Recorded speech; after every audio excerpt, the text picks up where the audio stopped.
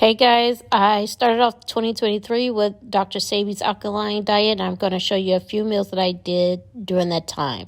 Here is the Alkaline food list. You can find it on Pinterest, and I'm going to show you the first meal that I used. I drank this with all of my meals, spring water and key lime. I'm going to use this grapeseed oil to start off my stir fry. And I'm going to start off with the raw rice. I boiled it in.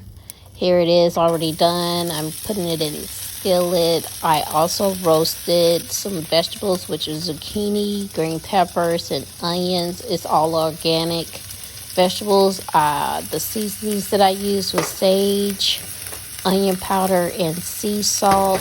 He has all these things on that list that you could use. So I got all of that together. And this was actually pretty good, guys, for my first meal. And here it is. So I'm going to be bringing you guys different little things that I ate during that 7 days. And just let me know how you feel about it. Please like and subscribe. Bye.